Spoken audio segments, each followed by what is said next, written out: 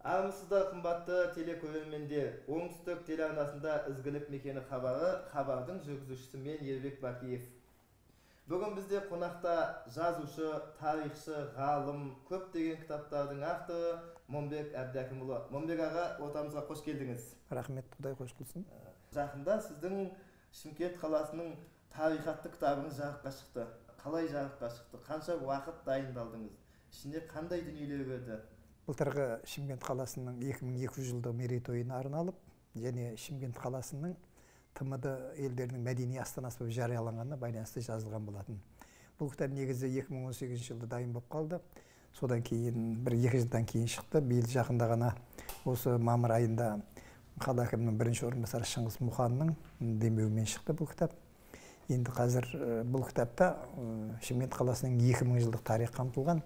41 тарауға бөлінген әр тарихи кезеңді, мәселен, Шымкент қаласы көне жұрттар мекені, Шымкент атауының сыры неде, ислам діні Шымкентке алғаш келген, Шымкент қаласының Шыңғыс хан кезіндегі тарихы, Ақсақ Темір кезіндегі тарих, Қазақ хандығы кезіндегі тарихымен осылай тарауларға бөлініп келе береді.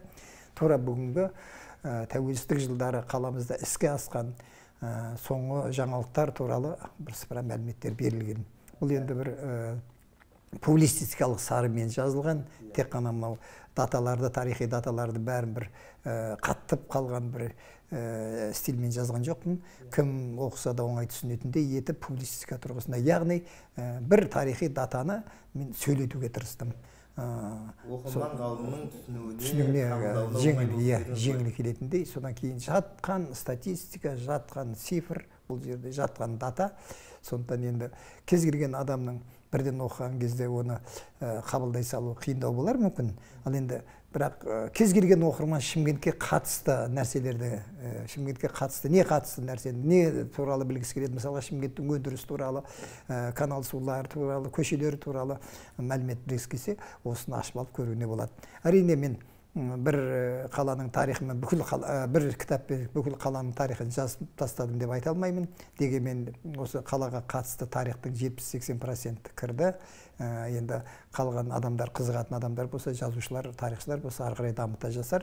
Жалпы мен енді өзім миссиямды орындап шықтым. Қала тарихына қатысты 20-30 жылдық ізденістің нәтижесі осы кітапта көрініп тұр. Бұл енді бүгінгі қоғамға, бүгінгі ұрпаққа берер мол рухани азық, өткенді қозғау, сананы жаңғырту деп қабылдаймыз. Енді жалпы өткенді қопарып, тарихты толғап, әрі-беріден қаншама мағлұматтар жазып, осы салаға бет бұруыңызға не себеп болды? Және қандай түрткі болды? Қанша уақытыңызды арнадыңыз осы тарихқа? Түсінікті болды сұрағың, Ербек. Жалпы мен 7-ші класс, 9-ші класс, 7-8 класстан бастап шежіре жинаумен айналысқан адам. Сол шежіре жазып отырып, мен көне бабалардың, бұрынғы бабалардың тарихын жинадым. Сол тарихтың астарында не тұр? Сол заманда ата-бабаларымыз қалай күн көрді, қандай қоғамда өмір сүрді деген сұрақтар мазалай бастады. Содан кейін мен 5-ші класстан бастап, тіпті 4-ші класстан бастап көркем әдебиетке өте құмар болған адаммын. Өте көп кітап оқығанмын. Сол тұтас университеттің маған білімін берді. Сол кезде мен әсіресе тарихи кітаптарды көп оқыдым. Сонда қараймын, біздің оңтүстіктің тарихы жоқ.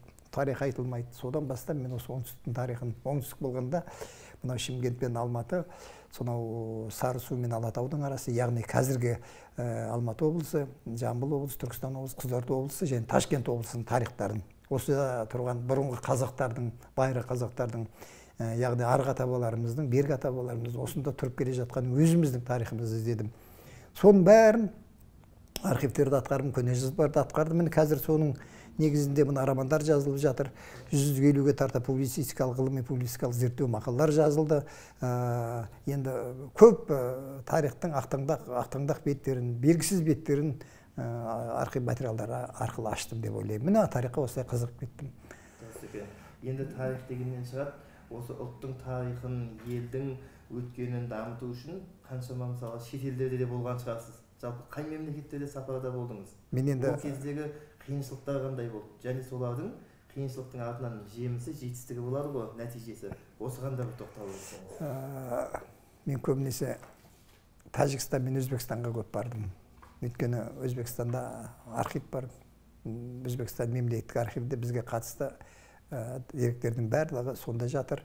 Баяғы Қоқан хандығы кезінен қалған. Оның алдында өзбек жазбагерлері жазған. Кейінгі мынау орыс отары кезінен кейін Ресей патшалығы бізді билеген кезде, ол кезде үлкен документтер тобы, яғни құжаттар тобы архивте сақталып қалған. Міне соларды көп ақтардық. Содан кейін өзіміздің архивтерді, енді ол жердегі қиыншылық архивте отырып, бір кішкентай ғана датаны табу үшін мүмкін 100 папканы ақтаруға тура келеді кейбірде. Қиыншылық сол, мысалға мен осында бірталай жігіттерді архивтерге ертіп барамын, отырыңдаршы, маған көмектесіңдерші десем, шынын айтайын, көп адамдар 2 сағат, 3 сағаттан кейін кетіп қалады, шыдай алмай. Ал енді мына жерде отырып ерінбей істеу керек. Көп адам айтады, менің ата-бабамның өмірбаяны бар шығар, мысалға бір рулардың өмірбаяны бар шығар деп күлкілі сұрақ қояды. Архивте ондай болмайды. Архивте ол үкімет атқарған жұмыс тізбелер болады. Соның ішінен бір документтерді қарап отырып, кездейсоқ бір оқиға тапып қаласың. Біреулердің есімдері пайда болып қалады сол кезде. Біреулердің есімі кездесіп қалады. Міне солай архивтердің документтер ақтарылады. Дұрыс екен.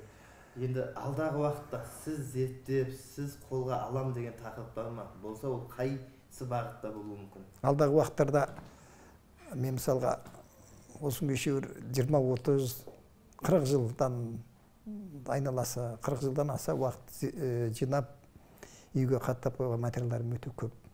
Соларды қазір мен шетінен шығарып жатырмын. Мен енді 40-50 жасымда жазатын көптеген шығармаларымды енді жазып жатырмын. Мысалға кейде енді жас алпыстан асқан екен бір жалқаулық боламын, әлде бір кібіртіктеу боламын. Бұрынғыдай жылдам жаза алмаймын. Бұрын мысалға сағат 4-5 шейін отырып жаза беретінмін. Қазір енді оған шыдай алмаймын.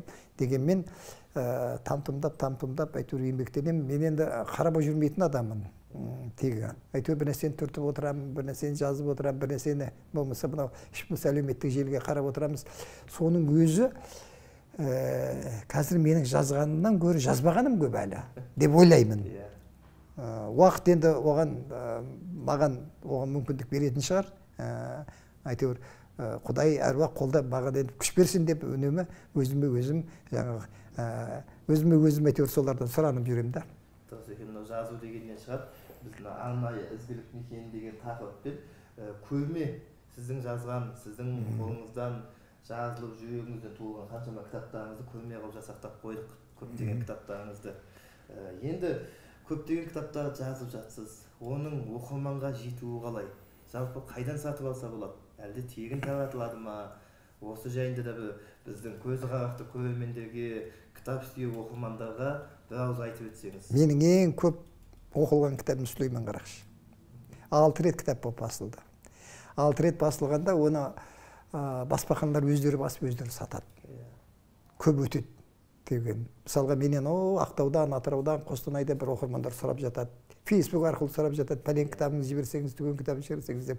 Жалпы мынау тұрған кітаптардың әрқайсысы кемінде 2 рет басылды. Мысалы Қараман Қарақшы 4 рет басылды, Зобалаңым 3 рет басылды, Күн тұтылған мезгілде 2 рет басылды, анау Түркістан өлкесіндегі ойран кітабы 2 рет басылды. Жалпы сұранысқа ие деп ойлайтын шығар. Мен сонша жұрт сұрап жатқаннан кейін әлде де оқырман жоқ дейміз, оқырман бар. Кейде бір басылған кітаптың өзі өтпей жататын дүниелерді де көріп жатамыз. Мысалға мынау кітапханаларда анау кітап сататындар маған жиі телефон соғады, пәлен кітабыңызды әкеліп тастаңызшы, өйткені ол кітап менде жоқ, үйде жоқ.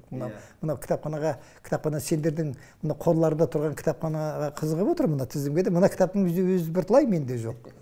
Үйден әкетіп қалады, басқа қылады, әйтеуір қалмай кетеді. Енді ол да маған бір қуаныш шығар.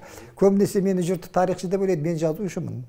Мен енді міне махаббат туралы да жазғам, өмір туралы да жазғам. Ал енді негізгі жазбам сол тарих туралы ғой. Сонда жаңа тарихи шығарма жазатын жазушы деп ойлайды жұрттың бәрі. Мынау кітап дегеннен шығады, әңгімеміз енді жалпы кітапханаға байланысты ғой. Өзіңіз кітапханаға жиі келесіз ба? Өте жиі барамын. Қазір енді бұрын кітапханаға барып керекті кітаптарды алып шығып қойды. Керекті кітаптар. Бірақ енді кітапханасыз біздің өміріміз бос. Кітапханамен тікелей байланыстамыз, осында кездесу өткіземіз, осында жұртшылықпен кездесеміз, осында келіп кітаптарымызды өткіземіз мысалға. Енді біз кітапханасыз біздің енді жазушының, жақсы жазушының өзін жазушысы деп есептейтін адамның өмірін бәрі кітапханамен байланысты болу керек. Біз кітапханамен байланысты ешқандай үзбейміз да, және үзілген де емес осы күнге дейін. Бүгінгі біздің сұхбатымыздың өзі Шымкент қалалық көз көрмейтін және әлсіз көретін азаматтарға арналған арнайы кітапханада ізгілік мекені хабары оңтүстік телеарнасының қолдауымен түсіріліп жатқанын айтып өткім келіп отыр. Енді әр ұлттың өзінің діні, тілі, салт дәстүрі, тарихы басты байлығы болып есептеледі. Осы бүгінгі қоғам, бүгінгі жастар сол байлықты бойына терең сіңіріп жатыр ма? Өткен тарихымызды терең тани алып жатыр ма? Тарихшы ретінде біріңізді білсек. Иә, көп қынжылатын нәрсе бар. Мен мына жастардың діншіл болып кеткенін онша жақтырмаймын. Дінді ұстану керек, мақұл. Бірақ тым діншіл болуға болмайды. Мысалға қараңыз, жап-жас балдар, 18-20 жасар балдар қаба сақал қойып алып, қысқа балағын кесіп алып, ол маған ақыл айтпақшы. Ол алдымен өмірді үйреніп алсын, маған айтты. Ол Құранның ішкі иірімдерін, ішкі мазмұнын білмейді да ол. Қалай ол ақыл айтты? Өйткені оны сыртқы бір күш бар итермелеп отқан. Ал енді нағыз адам өзінің ұлттық қасиетін бойына сіңіру керек та. Содан кейін барып айту керек. Ол өзінің ауылының тарихын білмей тұрып, әкесінің тарихын білмей тұрып, ол қалай маған насихат айтпақшы? Қалай ол діндік жолда маған жол көрсетпекші? Мен өте жек көремін сол хиджаб киген, сақал қойғандарды. Ол біреудің ол араптық салт дәстүрді әкеліп бізге енгізіп жатқан ол жат елді бұзарлардың тірлігі. Олар оны түсінбей жатыр. Алланың жолындамыз дейді. Содан кейін әруақ жоқ, әруақ деген Құдайға ширк қосу деген бір нәрсені шығарып алған. Енді кез келген әруаққа сенетін адам, әруағын сыйлайтын адам алдымен бисмиллахир-рахманир-рахим деп Алланың аузын Алла есімін аузына алады. Ал енді бұл жерде қандай ширк қосуды біліп тұрсыз. Содан кейін енді бұл дін жайында да көптеген мақалалар жаздық, көптеген хабарлар ұйымдастырдық. Әсіресе жаңағы қаба сақалдар мен қара бауырша бүркеніп алатын, көзін жауып алатындар шығыпты қазір енді. Сонда енді Құдайға солардың сеніп жүрген Алласы, бәрімізге Аллаға сенеміз ғой. Сонда мына бетін біреуден көрсетпе деп арам қылып жаратты ма? Жоқ әлде білегімен қолын арам қылып жаратты ма? Ондай болмайды ғой. Ол қайдағы бір баяғыда 11-12 ғасырда одан арғы бұрынғы заманда ойлап табылған табиғатқа байланысты Арабияда, Парсы жерінде киілген киімдер ол. Ол дінге түкке де қатысы жоқ. Ол тек қана хадиске кіріп кеткен де осылай. Ал оны әкеліп мына заманмен өмір сүреді. Мынау сотқа ұстайды, машинамен де самолетпен ұшады, мына заманмен. Анау өздері кәпір деп санайтын бүкіл христиандардың ойлап тапқан техникасын қолданады, олар оған жат емес та, ал енді менің ата-бабам салты оларға жат болып қапты. Сөйтіп, сол жаңа 8-ші ғасырда, 9-шы ғасырда киген киімді киіп алып, сол заманның үрдісімен өмір сүреді. Бірақ мына заманда өмір сүріп жатыр. Парадокс ойлаймын айтты. Ал енді пайғамбардың өзі айтқан ғой, заманыңа қарай өмір сүр деген. Заманыңа қарай өмір сүр деген сөз, заманыңа қарай кейін, заманыңа қарай жүр деген сөз. Көңілді түсетін дүниелер болып жатыр ғой, былайша айтқанда қоғамның ішінде.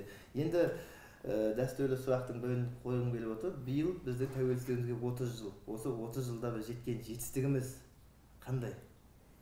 Қуантарлық жағдайлар. Қоғам болатын мәселе болады. Әрине демократиялық елде, зайыл елде екі жақтама, үш жақтама, төрт жақтама пікірлер жүреді қоғам туралы. Біреу жақсы дейді, біреу жаман дейді, біреу озып баратырмыз дейді, біреу президенті анау дейді, біреу басшы мынау дейді. Қанша дегенмен әйтеуір 30 жылдың ішінде Қазақстан елі біршама алға дамыды, алға жүрді. Барлық тараптан да мысалға енді Совет үкіметінің уақытындағы заманнан енді заман алғара ілгерілеген сайын техникада өседі, басқа да өседі ғой. Сол сияқты біздің көркейген жеріміз бар. Мысалға Қазақстанның көркейген жері бар, оны жоққа шығаруға болмайды, қанша дегенмен. Бұл туралы да бір арнайы хабар айтып, хабар түсіріп, үлкен бір әңгіме қылуға болатын нәрсе. Оның өз алдына толғанып, тебірген әңгіме болады дейсіз ғой. Енді осы тарихты айтып атқанымыз, осылардың барлығын ашып айтқанымыз осы тәуелсіздіктің арқасы, білсек. Дұрыс айтасыз. Енді өмір өткінші жалған болғанымен, тарихтың көксейтіні шындық, ақтаратыны ақиқат. Жалпы өзіңіз шындық сөзіне деген көзқарасыңыз. Ал енді сен тарихтың өзі шындық деп атсың. Мысалға, осыдан 100 жыл бұрын, 200-300 жыл бұрын, 1000 жыл бұрын жазылып кеткен тарих ол ақиқат нәрсе. Жазушы мысалға мен қиялыммен бір нәрсені жаза салуым мүмкін да, мысалға әдеби шығармаларымда. Ал енді тарихи шығармаларда ойдан жаза алмайсың ғой, өйткені шындыққа сүйене. Ал шындықтың бәрі сол жаңағы ескі жазбалармен архивте жатыр. Міне тарихтың ақиқат дегеніміз осы. Мысалға мынау Шымкент қаласының тарихын кітабындағы барлық деректер сол ақиқат документтердің, құжаттардың негізінде түзілген. Міне тарихымыз, шындық дегеніміз осы. Өзіңіз мектеп қабырғасында оқып жүріп, осы тарихқа қызығушылығың пайда болды дейсіз. Өзіңізден кейінгі ізбасар тарихты ақтарсам деген, тарихқа көңіл бөліп, осы елдің, жалпы қоғамның, өткен өмірдің тарихына көз жүгіртсем деген, сол салаға бет алатын жастарға айтар ақыл кеңес, бата тілегіңіз болса? Бірақ ауыз сөзбен айтуға болады. Көп оқып, көп іздену керек. Міне біздің көбінесе жастар емес, үлкен кісілердің өзінде осы кемшін түсіп жатады. Тарихты білу деген айдеме құдық қазғандай. Шежірені білу деген де сондай. Адамның жанын түсінудің өзі, мысалға, туа біткен мінезбен байланысты болса, мысалға, өз таланттардың өзі туылғаннан талант болып туылады. Ешкім жүре талант болмайды, бірақ соны өсіреді. Ол тек өсіретін не? Оны іздену мен оқудың арқасында өсіреді. Міне жастарға соны тілер едім. Ізденуді, көп оқуды. Дұрыс екен, мінекей аға, уақыт бөліп келгеніңізге үлкен алғысымызды айтамыз. Әрдайым жаңағы жазар дүниеңіз көп болсын, еңбегіңіз елене берсін. Енді мына бағдарламамыздың соңында біздің қаладағы қызмет газетінің, қызмет баспа үйінің арнайы дайындаған ақылдым журналын сізге сыйға тартамыз. Үйдегі немерелерге ой санасын дамытатын даналы сөздер жазылған осы сыйды қабыл алыңыз. Рахмет. Оқытырымыз, рахмет. Қымбатты телекөрермендер, бүгін Ізгілік мекені хабарында жазушы, тарихшы, ғалым, көптеген кітаптардың авторы Момбек Әбдіәкімұлы болатын. Біз сіздермен қоштаспаймыз. Келесі хабарда кездескенше аман сау болыңыздар.